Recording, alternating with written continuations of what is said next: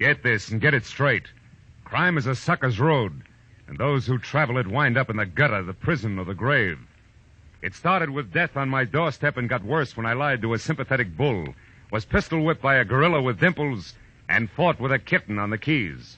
And it might have gone on that way all night if I hadn't been helped by the king of the beasts. From the pen of Raymond Chandler, outstanding author of mystery, comes his most famous character and crime's most deadly enemy as we present The Adventures of Philip Marlowe.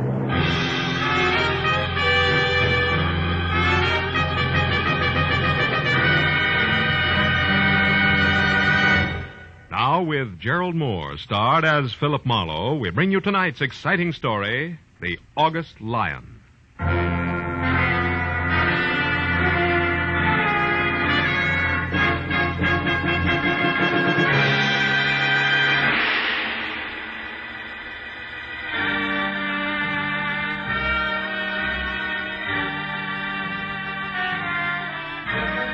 It was one of those in-between hours, along about 10 on a night at home when you don't quite know what to do with yourself.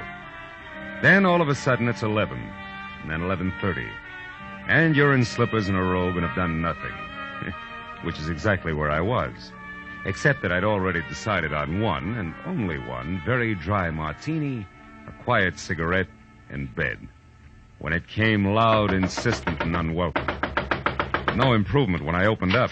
I saw less than 5 feet of excited cab driver jumping up and down. Mister, you Doc Marlowe? Yeah, I'm Doc Marlowe. That's right. Here he comes with a Doc. You better make room. Is the sofa there okay? I'll clear it off. Wait a minute, Jack. Who comes? Who? Okay, mister. Bring her on in. The Doc's here, all right. Hey, Doctor, she's stiff. She's out like a light. Who? The babe. Who do you think? Sure too bad some people can't drink, huh, Doc? Yeah, it's real tough. Now tell me, do you... Hello, Phil. That's an angel. I'm sorry to bust in on you this way. Is the sofa all right? No, it's stuffed with granite. Put her in the bedroom. Okay, will you take care of the driver, please? Yeah. How much, friend? Well, only 80 cents on the meter, Doc. A couple of bucks ought to cover it. Here. Good night. Good night, Diamond Jim. Well, Phil, I guess I'd better explain all this. Uh-huh. Here, I haven't seen you in 6 months, and when I do... Never mind the details, Judd boy. Let's talk about the problem. Who's the girl? Her name's Voss. Eileen Voss. She's kind of a stockbroker. Maybe speculator's a better term. You know, takes big chances with other people's money. I was in love with her, Phil, until tonight. When what happened? When I found out I was just one of many, it threw me, Phil. I really lost my temper. I swore I'd kill her on sight. Yeah, most guys do at a time like that, Judd. What's that got to do with her being drunk? And by the way, while we're talking, I'll put on some coffee, huh? No, don't, Phil. Why not? Because it can't help. She had a shot too many, all right, only this one's a bullet in her head. She's dead. Oh, fine. Now, Phil, listen, please. You've got to help me. I've got to find out who did it. Phil, it started a couple of hours ago when I found out she'd been playing me for a sucker. I went to her place the first time in a week, boiling mad. The door was open. Judson's angel's eyes never left my face as he told the story from the beginning. The girl's body on the couch when he walked in, a neat hole in the back of her head. The gun he knew she owned shoved under a pillow. Then in the next second, before he could even look in the other rooms, the arrival of the cabbie somebody'd called who thought Eileen was just another drunk who had to be shown the way to go home.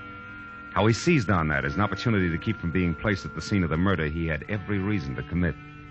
How minutes after he was in the cab, he realized he was near my place. How to avoid suspicion, he said I was a doctor. Everything except why, specifically, he was so afraid of the police. I knew that was going to be next.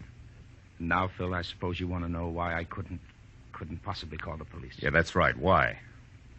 Because I'd surely be booked and fingerprinted. And that'd ruin me. You see, a long time ago, I served time in the state penitentiary in Illinois. What? Yes, so I've kept it quiet. Only Phoebe Hammond in my office knows. It was for forgery, Phil. It was under another name and way back when I didn't know the difference between clever business and crooked business. It's taken 10 years to work up my reputation as an accountant. So you see, if I get mixed up in this, it'll all come out and... Well, smash, lots of pieces, no more. Oh, you've got to help me, Phil. You've got to find the real killer before the police get to me. Please, Phil. I can't, Judd. There'd be smashing just as many little pieces for me, too, if I tried to pull anything like this on homicide. No, I'm sorry, Judd. I've got to report this body. But, Phil, look, what if you do report the body, but you say that you don't know anything about it, that you're going out to find what you can? What about that, Phil? Oh, please. Please, Phil. Okay. What's the girl's address? 91 Hollycrest Drive. 91 Hollycrest. Yeah, the door wasn't locked, Phil. Mm-hmm. Your phone number, Judd? Gladstone 3926. I won't move out of my place until I hear from you. Now, make sure you don't, Judd. Because if I can't find the real killer, I've got to tell what I know about you. You understand that, don't you?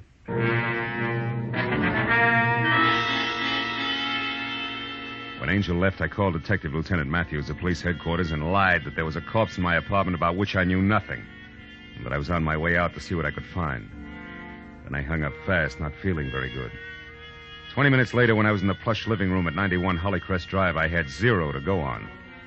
Until I got to the bedroom where, caught in the folds of lace at the bottom of a petticoated vanity, I found a piece of male jewelry that stood out against that backdrop like Argyle socks on a turtle.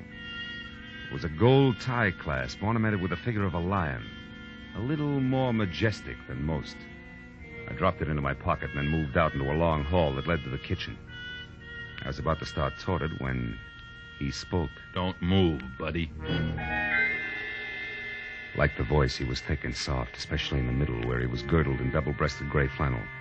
So I couldn't tell whether he was plus or minus a tie clasp. Also, he had no hair and a pair of deep dimples that danced when he talked. The gun in his hand didn't. Okay, turn around. Let's go back to the living room, buddy. I want to ask you a few questions. Like why you're taking inventory here. Well, it's my job. You see, I'm an auctioneer. The lady of the house won't need this stuff anymore. She's not Shut going up. to... Now stop where you are, and don't turn around. Okay, where's the girl? Come on, where is she? Out. And only if you'll tell me why you want to know will I tell you where. You see, that way I come out even. Maybe. Eileen Voss owes me money, buddy, and I want it now before she's flat broke. Now, where is she? On her way to the morgue. Like you don't know. Oh, what do you mean by that? I didn't kill her. Honest, Injun? Listen, you. Get this straight. I came into this place just now for one reason only. To check on the Voss girl and make sure she wasn't on her way out of town, bag and baggage in hand, and my $50,000. Now, don't forget that. I'll try not to. And don't move. Hello. No, she's not here. Judy? Yeah, it's me, honey. No, she's out. Yeah. Well, I'll tell you about it later at the club. Yeah. Right, Judy. So long. Now, where were we, buddy? In the middle of a big fat lie, your reason for being here. Oh, yeah. That's where we were. And you know, that's a good place to leave it. Oh, buddy.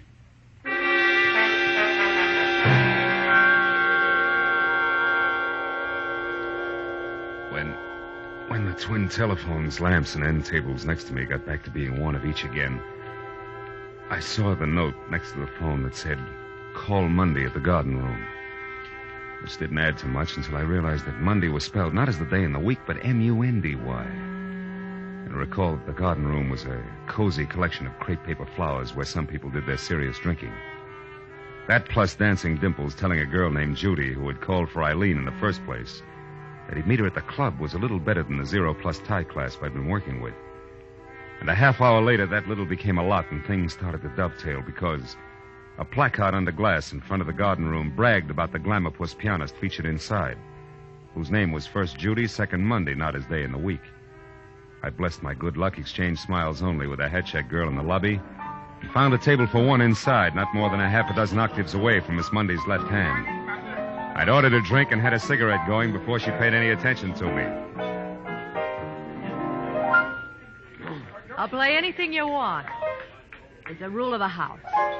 Just name it, or hum it, or whistle. But don't croon. That's also a rule of the house. What'll it be? How about the number you always play for that fat friend of yours? You know, the one with the deep dimples? Burlesque? Sure. Kind of corny. Remember it? Yeah. You a friend of his? Not exactly. I didn't think so. He'd crown you if he heard you say dimples. He's sensitive. You're new here, aren't you? I've been in once or twice. Mutual friend of ours used to speak well of you. Eileen Voss. What made her change her mind? She was murdered tonight. Any idea who did it? I said I heard you. No, mister, I haven't got the slightest idea. There, that's the end of your request. Sorry, but I'm only allowed one to a customer. It's a rule of the house, I know, yeah. I'll see you, Judy.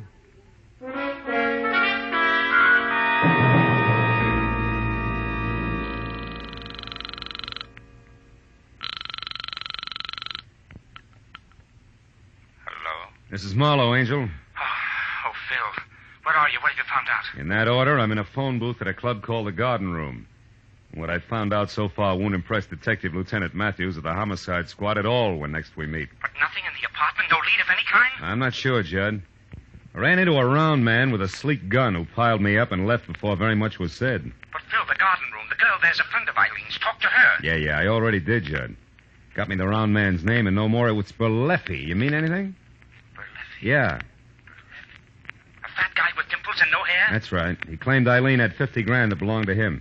Yeah, that must be him then, Phil. Oh? Yes, he's a gray marketeer, comes from San Francisco. I've never seen him, but the girl in my office, Phoebe Hammond, can help us. Mm-hmm. She once did some auditing work for Berleffi when she found out how crooked he was. She told me about him. I'll call her and have her meet you there, Phil. All right, but look, I'll be at a corner table facing the door, and tell her to hurry, will you? I'll call you back later. Goodbye.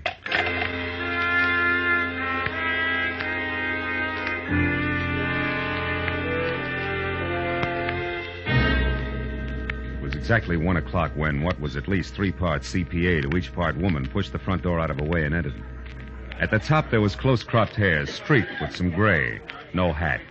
At the bottom, dark brown stockings running into darker brown shoes. No heels. In between, severely tailored tweed, closed tight at the neckline. It took all of 15 efficient seconds to decide that I was her man. And less than that again to introduce herself, ask for a cigarette, and name her drink. When it was my turn to talk, I brought her up to date. Eileen Voss's murder included. It's too bad, Marlowe. Judd's a great guy. Yeah? Why, it was only lunch today that he was knocking himself out, trying to figure what would be 4-0 for my birthday next week. Now this. Tell me, what can I do to help? Well, at the moment, Berleffi. All I know about him, Miss Hammond, aside from what I've told you, he said at Eileen's, is that he and Judy Mundy are a team. And Judy was a friend of Eileen's. How cozy. Isn't it? Well, it goes like this. Berleffi's front name is Steve, and he's out of San Francisco via Detroit and Chicago. And in each case, only a length of a subpoena ahead of the law. Oh? Back in the 30s, he was a mobster. The numbers game, protection racket, that kind of stuff.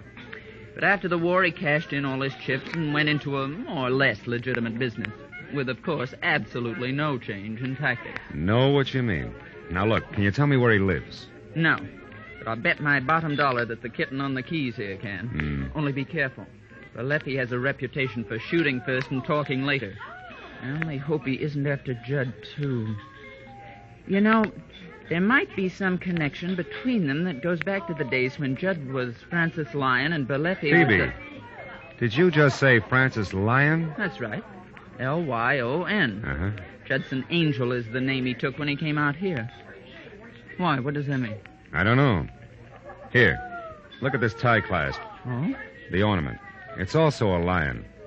I found it in the bedroom at Eileen's place, and yet Judd told me that he hadn't gone past the living room. But Marlowe, that doesn't prove that Judd lied. Why, it might not be his at all. Have you ever seen it before? No, I haven't. Besides, I never knew Judd to wear a tie clasp. Okay. Could belong to Berleffi.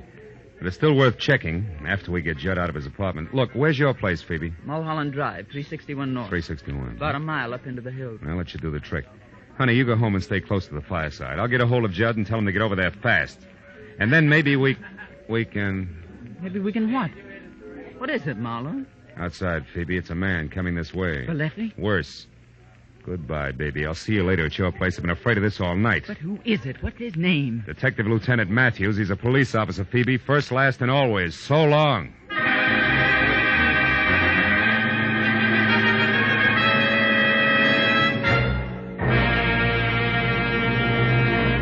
In just a moment, the second act of Philip Marlowe. But first, music you like best of all, whether it's classical favorites or popular old ballads, is the music you hear when you tune in Sunday afternoon to the Symphonette and the Choral Ears. This Sunday, the Symphonette plays popular operatic pieces and has as guest Milton Kay, pianist, who will play the final movement from Rachmaninoff's Concerto No. 2 in C minor. The male choir and Lenny Stokes, featured baritone of the chorus, will bring you Pale Moon, The Wizard of Oz, Alice Blue Gown, Make Believe, and other favorites. Yes, it's the music you like when you tune in the Symphonette and the Choral Ears every Sunday over most of these same CBS stations. Now with our star, Gerald Moore, we return to the second act of Philip Marlowe and tonight's story, The August Lion.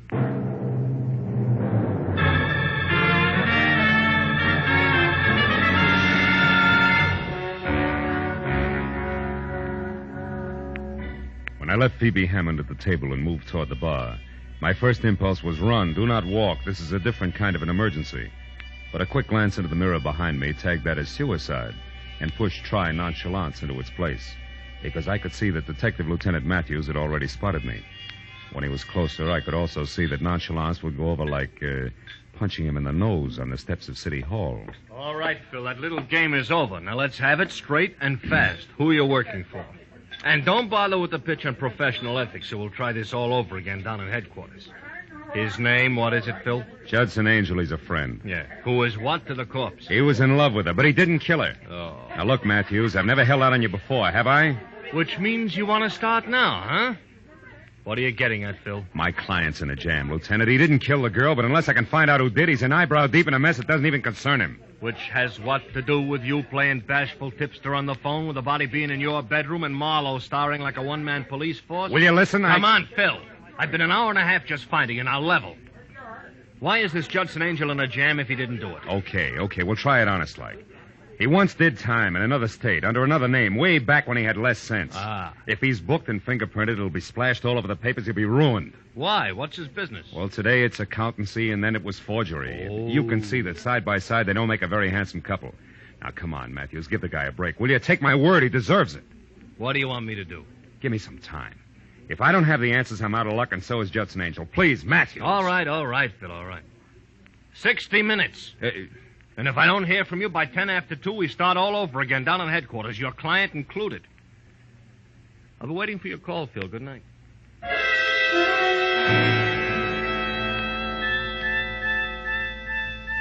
Detective Lieutenant Matthews was nobody's Keystone cop, and I knew that when he said 60, count 'em, 60 minutes, he meant just that and no more. So I found a nice and public phone booth at a gas station across the street, and while I kept one eye out for Berleffi and Associates, I dialed Judson Angel's number. But in the next second, when I was through to him, I knew that I could forget about Berleffi on my end. Phil, I'm in trouble here. Outside a man and woman. They're coming up the walk now. He's fat and gray flannel? Yes. She just pulled up in a cab, but he's been out there 20 minutes watching the place. Berleffi, listen, Judd, get out the back way. Get over to Phoebe's place. Oh, he's out the door now, Phil. He's kicking it in. Phil, get up here. 21 South Orange Lane. Judd, do as I say, will you? Get out. Get to Phoebe's place on Mulholland Drive. I'll see you there. Hurry. All right, Marlowe. All right. Marlowe, he's in. Judd! Put that phone down, Angel, or I'll kill you. Now.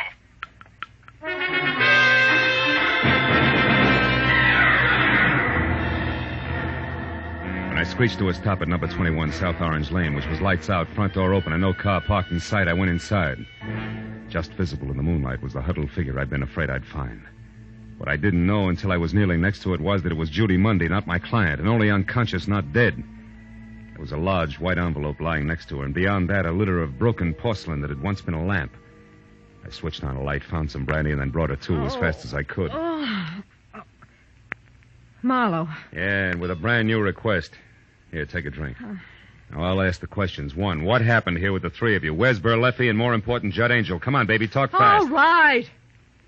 I think Angel got away. I don't know where he is. Berleffi? Dead, I hope. I got him to thank for that lamp getting together with my head. How come? Angel made a break for it, kicked out the lights, and tossed the lamp at the same time. Hero Berleffi used me for a shield, then took off after him. Your connection with both Berleffi and Eileen Voss, what was it? I forget. Come on, Judy, baby, talk. You're not going to get another chance this side of the witness box. Witness box? What for? Your girlfriend's murder, trial by jury, an old Yankee tradition, you Wait remember? a minute, Marlowe. I didn't have anything to do with Eileen getting killed. They can't tie that onto me. They can try. Now, what'll it be? It'll be what you want. That's better. I only got chummy with Eileen in the last month, Marlowe, because Berleffi told me to. He was my boyfriend. Hooray for love. Go on. What was in it for Berleffi? He wanted to know where Eileen got her tips on the market. That way he could skip paying her any commission. Figures. What went wrong? Nothing. Only instead of finding out how well she knew who, I discovered she was going broke, period. The rest of it, you, Eileen being dead, that muscle woman you talked to in the bar, all Wait a the minute. What about that girl in the bar? You two get together? Oh, not for very long. After you left the table, she went outside, so I followed. Why? Because the cow jumped over the moon. Why do you think? I was still working for Molefe, remember? I thought it would help if he knew where she fit in. What'd it get you? A slap in the face. It said she was raised on barbells. And this envelope here that fell out of her pocket. Oh? Don't get excited about it. It's only one of those horoscope charts. What do you do? Collect them as a hobby? When there are notes on the back, yeah. However, for friend Berleffi was unimpressed. Yeah, look yourself. It's double talk. Cost plus 10%. 90 days will yield the same. Yeah, it's strictly a CPA's margin notes. Doesn't mean that you owe. Marlowe, your mouth's open. What is it? You look dumb. Dumb I am and have been all night. Sweetheart, in your own clumsy way, you may have saved Judson Angel's life. What are you talking about, Marlowe? According to this horoscope, it's written in the stars. Maybe I'll make a good cop happy. Goodbye, sweets.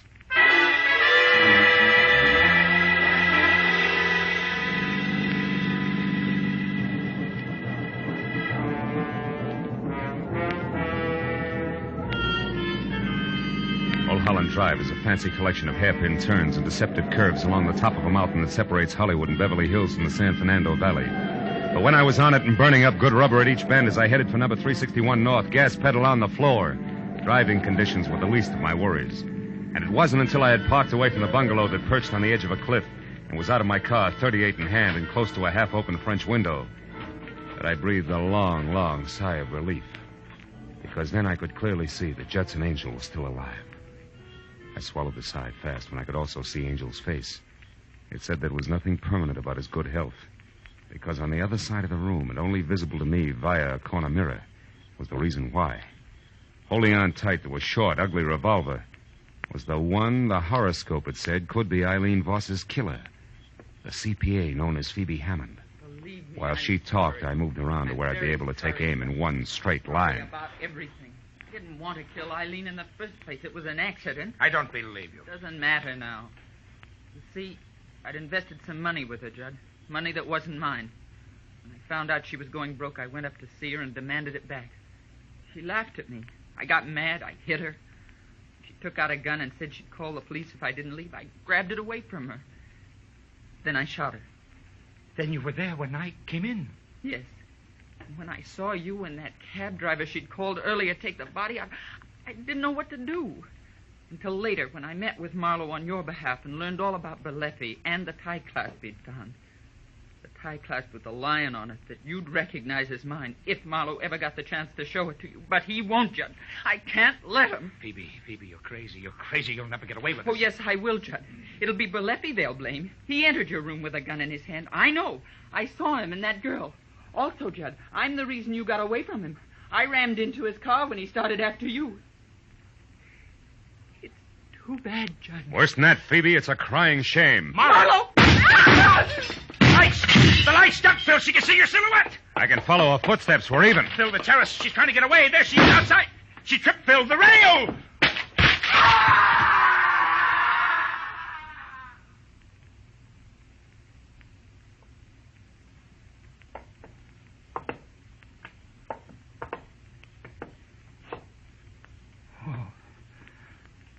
Holy smoke. Phil, it's a good 200 feet down. Just solid rock. Yeah. Come on away from it, Judd. Time we made a phone call.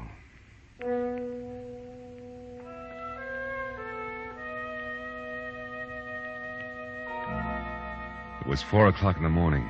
We were still on top of the mountain before the police had found the broken body of Phoebe Hammond. And Berleffi had been picked up and in lieu of anything better booked for breaking and entering Eileen Voss's place. When the parade of law, press, and just curious who always show up at the scene of a murder had finally left, I'd made it just me and Judd and a cop named Matthews. Well, let me see if I got this straight for the records, Phil. First, you thought it was a tough called Berleffi. And second, you were afraid you'd been a sucker and it was really your client. And finally, you figured it had to be a woman who all the way looked like she was no more than along for the ride. Huh? What? You mean you really believe I could have done it, Phil? Well, yeah, it looked that way for a while, Judd. You know, you said you hadn't been past the living room up at Eileen's, and yet I found a tie clasp in the bedroom there ornamented with a lion. And then I found out your real name was also Lion. It almost added. Yeah, but since you didn't have a chance to find out whether or not Berleffi was missing a tie clasp, you still consider that was only circumstantial evidence, am I right? Right, yeah. Till I ran into the switch, which was an envelope that had belonged to Phoebe Hammond.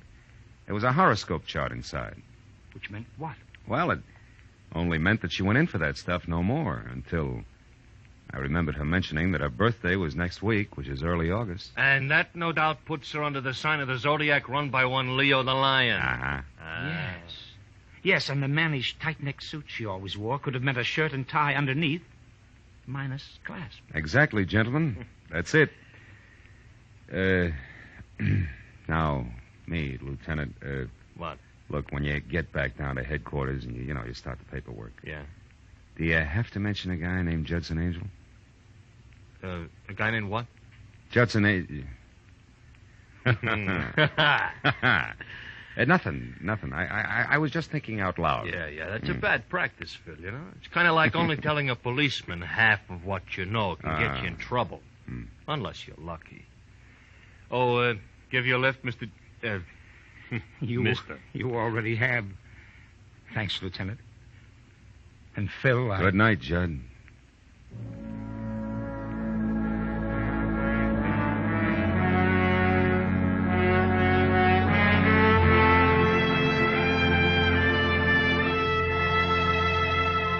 When Judd and the lieutenant left, I figured I'd have a last cigarette on the terrace.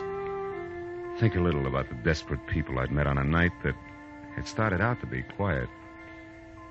I found myself not smoking, not watching the early sun brighten the valley below, and not thinking about much of anything except the overturned stone flower pot that was lying next to the splintered rail where Phoebe Hammond had tripped and taken her final plunge. It was an ordinary square flower pot with an ordinary flower in it. But the figure in relief on the side was a lion resting on its haunches. And you know, as I looked at it, I thought it was a little more majestic than most.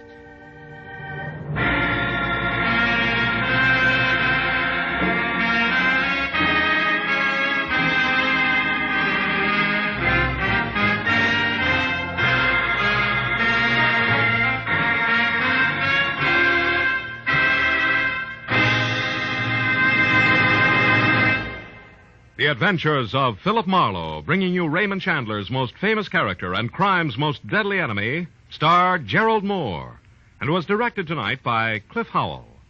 Script is by Mel Donnelly, Robert Mitchell, and Gene Levitt. Featured in the cast were Gene Bates, D.J. Thompson, Wally Mayer, Barney Phillips, and Jerry Hausner. Lieutenant Detective Matthews is played by Larry Dotkin. The special music is written by Richard Durant. Be sure and be with us next week when Philip Marlowe says... It started with an Indian gift of a piece of pottery and led to a brown bear in moccasins, an archaeologist, much laughing water, and finally, death in an alley.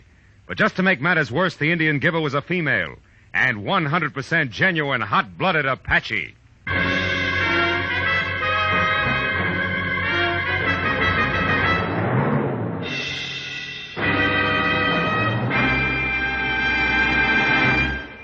They cracked the phantom voice question on Sing It Again last Saturday, so the jackpot is down to minimum, only $50,000. Although, looking at it optimistically, $50,000 is still the largest jackpot in radio. You get other nice prizes just for solving those gay little riddle songs, and it's one of the most entertaining hours you'll find all week. So if you like fun and riddles and good tunes, even if you don't care about $50,000, here's Sing It Again tonight on most of these same CBS stations. This is Joe Walter speaking. Stay tuned now for Gangbusters, which follows immediately over most of these same stations. This is CBS, the Columbia Broadcasting System.